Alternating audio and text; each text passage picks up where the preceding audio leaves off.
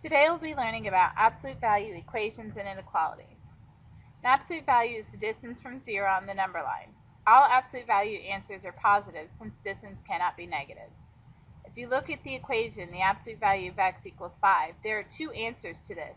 Since the absolute value of 5 can be 5 and the absolute value of negative 5 can also be 5, then x has the possibility of being 5 or negative 5. So we look at whatever's in the absolute value and we can set it equal to the positive and the negative of what it equals.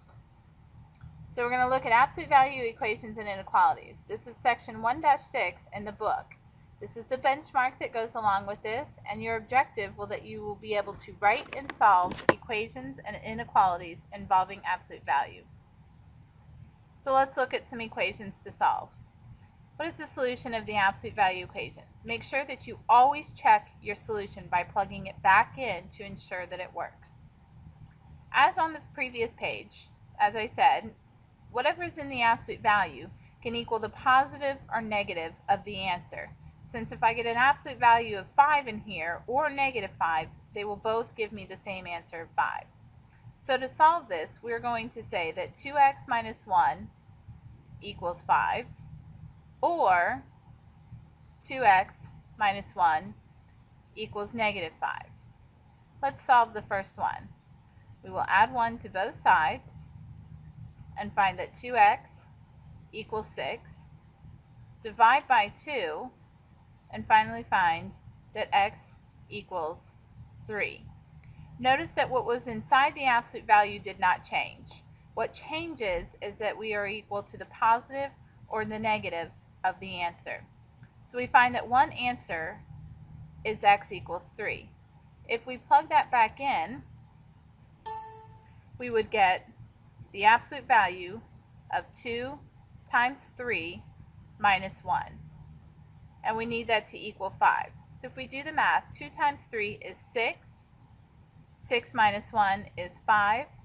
And the absolute value of 5 does equal 5. So let's look at this one. On this one, we're going to again begin by adding 1 to both sides, but this time we find that 2x equals negative 4. Divide by 2, and we find that x equals negative 2. Once again, we're going to check our answer to ensure that we did it correctly. So we say the absolute value of 2 times negative 2 minus 1. And we need that to once again equal 5. So we get negative 4 minus 1, which is negative 5. The absolute value of negative 5 does equal 5. So once again, we did it correctly, and we have two answers, 3 or negative 2. All absolute value equations will have two answers unless one of them is extraneous, which we will learn about in a couple slides. So let's look at the next one. The absolute value of negative 6x equals 24. Once again, we're going to take what's inside the absolute value and set it equal to the positive and negative of 24. So we say negative 6x equals 24, or negative 6x equals negative 24. Once again, that negative 6x inside did not change. So we divide by negative 6, and the first answer we find is that x equals negative 4. Divide by negative 6 over here, and we find that x equals, so we divide by negative 6, and x equals 4. So our two answers are x equals negative 4, or x equals positive 4. Once again, let's plug them in to check them. The absolute value of negative 6 times negative 4, that gives us the absolute value of 24, which does equal 24. Or the absolute value of negative 6 times positive 4. This gives us the absolute value of negative 24, which also equals 24. So now I would like for you to try one. Since you don't have books yet, I'll go ahead and give you the problem. The absolute value of 3x plus 2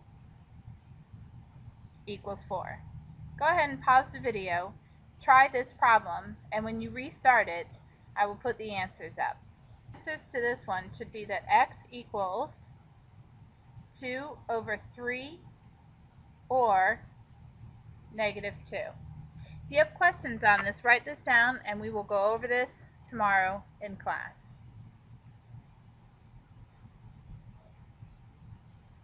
Alright, let's look at solving multi-step absolute value equations.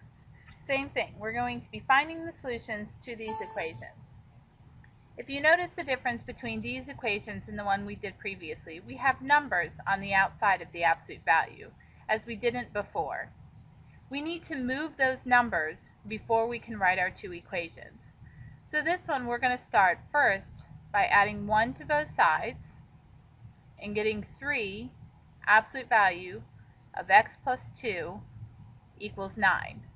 Then we need to divide by 3 to cancel that out, and we get the absolute value of x plus 2 equals 3. Now our absolute value is isolated. We can do the same thing as we did on the previous pages. So this time we say x plus 2 equals 3 or x plus 2 equals negative 3. Subtract 2 from both sides and x equals 1, or subtract 2 from over here and x equals negative 5. Once again, plug in your answers to make sure that they work. And I'm just going to do this mentally. If we put 1 in here, 1 plus 2 is 3. The absolute value of 3 is 3. 3 times 3 is 9. 9 minus 1 equals 8. If I put in negative 5, negative 5 plus 2 is negative 3. Then you have to do the absolute value of negative 3 to get a positive 3. Once again, 3 times 3 is 9, and 9 minus 1 gives us 8. Therefore, both of my answers work. So let's look at this one. Once again, we have something on the outside of the absolute value that we need to move and isolate that absolute value. So let's begin by adding 4 to both sides. So we get the absolute value of 2x plus 8 equals 16. So now we can split it into two equations. Make sure that you always move anything on the outside before splitting. If you split here, you will get incorrect answers. The absolute value has to be isolated before you can write two problems. So now let's write our two problems. 2x plus 8 equals 16, or 2x plus 8 equals negative 16. Subtract 8 from both sides. 2x equals 8. Divide by 2. And x equals 4. Plugging that answer in, we would get 2 times 4, which is 8. 8 plus 8 is 16. The absolute value of 16 is still 16. And 16 minus 4 equals 12. Therefore, that answer is correct. Now to this one. Subtract 8. And we get that 2x equals negative 24. Divide by 2. And x equals negative 12. So if we plug in our answer up here, 2 times negative 12 is negative 24. Negative 24 plus 8 is negative 16. The absolute value of negative 16 is positive 16, and 16 minus 4 is still 12. Therefore, negative 12 also works. So once again, I would like for you to try this problem here.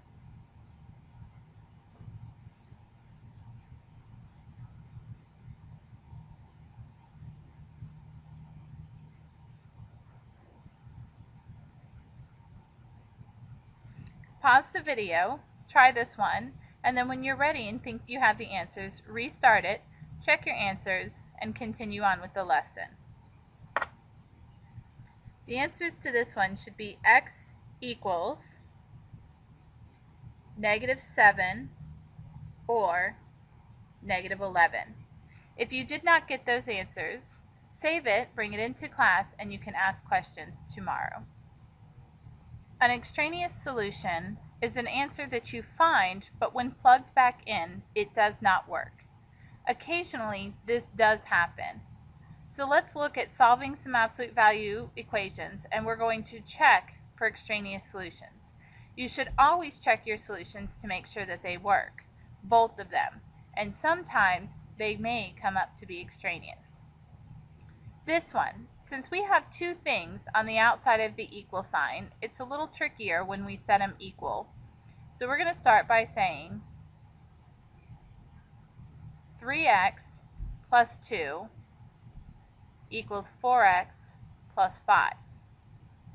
Or 3x plus 2 equals -4x minus 5. I changed both parts.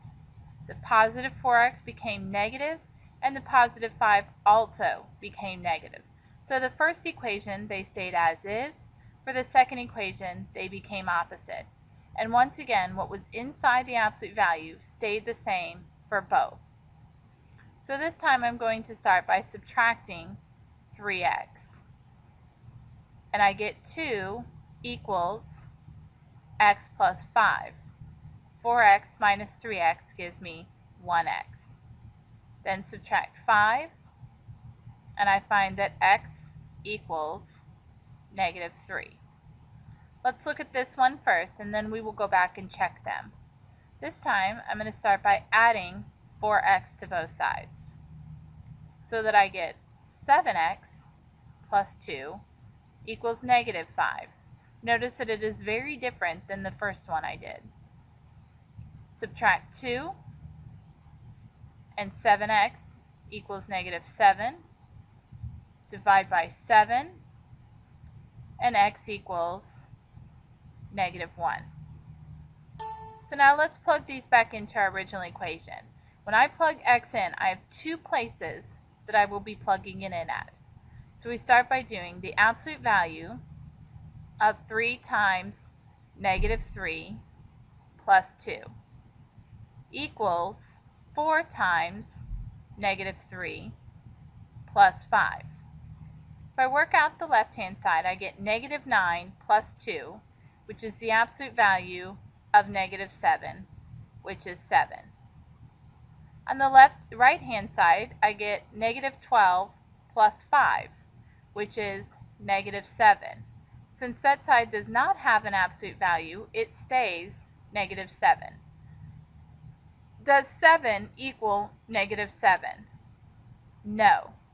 Therefore, x equals -3 is an extraneous solution. So let's check -1 and see if it works. So we do the absolute value of 3 times -1 plus 2 equals 4 times -1 plus 5. So inside we get -3 plus 2, which is the absolute value of -1. On the right-hand side, we get -4 plus 5, which is 1. The absolute value of -1 does equal 1.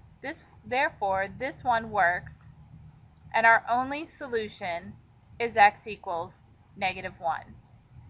When checking for extraneous solutions, sometimes, most of the time, one will be extraneous and the other will work, but not always. So you need to make sure to always check both answers.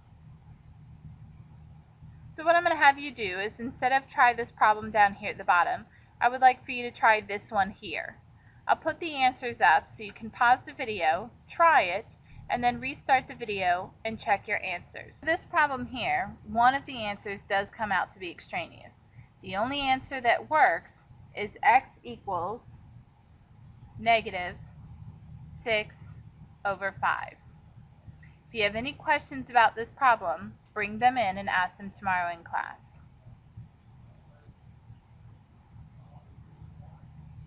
Now for solving absolute value inequalities. We're going to first look at when the absolute value is less than a number. So we look at this problem. Because it's an absolute value, the same thing. We're going to have to change this answer, 1 to be positive, 1 to be negative. So we're going to start by saying 2x minus 1 is less than 5. Leave the problem as is. We're also going to have 2x minus 1 is greater than negative 5. So I changed the 5 to a negative, and because I changed the sign of that, I have to flip my inequality.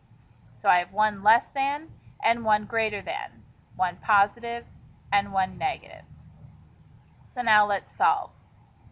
We're going to add 1 to both sides, and we find that 2x is less than 6.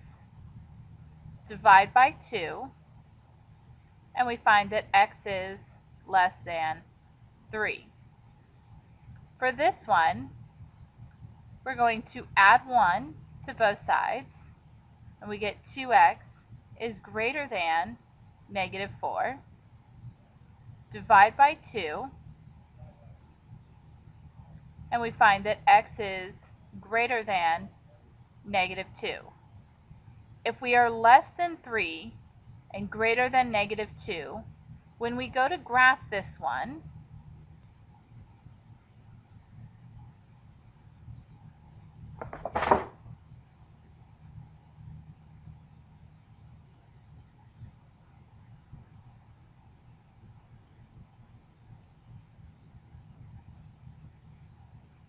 we'll start with an open circle at 3. And we'll start with an open circle at negative 2. The 3 is asking you to shade less than, and the negative 2 is asking you to shade greater than. Since they're going towards each other, this is an and problem, and we shade between the two dots. Less than inequalities will always be an and. If they end up going opposite directions, then there would be no solution. Let's look at this one over here. Now if you notice, there's something on the outside of the absolute value that shouldn't be there. So as we learned earlier, we need to move that and isolate our absolute value first. So let's begin by adding 5 to both sides. So we get the absolute value of 2x plus 2 is less than 20. Now that our absolute value is isolated, we can split it up like we did the first one. So we say 2x plus 2 is less than 20, and 2x plus 2 is greater than negative 20. As I just said a moment ago, all less thans will be and. So anytime you see a less than symbol, always put an and between the two equations you'll be solving. So let's begin solving. We're going to subtract 2 on both sides and find that 2x is less than 18. Divide by 2, and x is less than 9. Over here, subtract 2 on both sides. We find that 2x is greater than negative 22. Divide by 2 on both sides, and we find that x is greater than negative 11. So when we graph this one,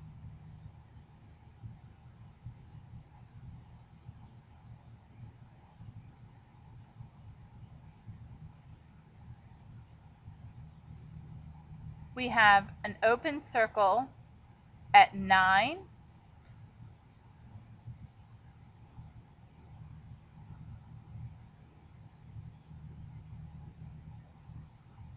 and an open circle at negative 11. And once again, because this was a less than, this is an and we are going to shade from one dot to the next. So our answer starts at negative 11 and goes up to 9 and is somewhere between there. Okay, so now I would like for you to try one. Let's try 3x minus 4. The absolute value of 3x minus 4 is less than or equal to 8. Pause the video, try this problem, and when you think you have the answer, restart, check your answer. If there's any questions, bring them in tomorrow. So for this one, you should find that your answer is x is less than or equal to 4, and x is greater than or equal to negative 4/3. When graphing fractions, you don't have to have it exact. Negative 4/3 would go a little ways past negative 1. So when you go to make the graph for this one, you would have a closed dot just a little bit past negative 1, a closed dot at 8, and once again, shading between the two. The last one we're going to look at is when absolute values are greater than. The last screen we looked at when they were less than, and they always came out to be ands. So when it is a greater than, they're always going to come out to be ors, which means they're going to be shading away from each other. So let's look at the first one. Our absolute value is isolated, so we're going to start by writing two equations. Remember, the first one always stays the same as the original problem. So 2x plus 4 is greater than or equal to 6. Or, our second one, we're going to change this to a negative, and when we do that, we have to flip our inequality sign. So it becomes 2x plus 4 is less than or equal to negative 6. So let's look at the first one. Start by subtracting 4, and 2x is greater than or equal to 2. Divide by 2, and x is greater than or equal to 1. Over here, subtract 4. 2x is less than or equal to negative 10. Divide by 2, and x is less than or equal to negative 5. Notice that in absolute value inequalities, we are not checking our answers. It's a little more difficult to check your answers. You also will never have extraneous solutions. So let's graph this one now. Since these are equal to, we will have solid dots. So we start at 0,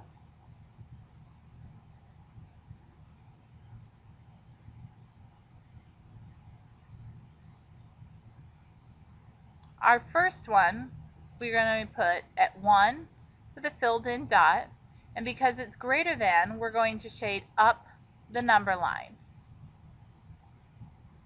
The second equation starts at negative 5 with a solid dot, and this time it's less than, so we're going to shade down the number line.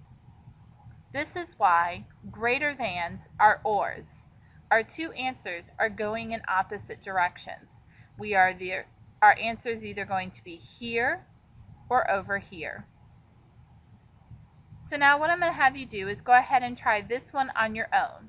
Pause the video, try it, and when you think you have an answer, restart the video and check your answer. For this one, your answer should be x is less than or equal to negative 1, or x is greater than or equal to 4. The order of your answers does not matter, so if you have them switched, it's okay.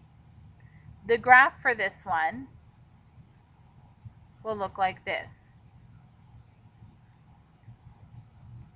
Our first one will be at 4, solid dot for equal to, shading up the number line. Our second one will be at -1, solid dot since it's equal to, and this time shading down the number line for less than. Once again, if you have questions on this one, bring them into class. And that is the end of your lesson.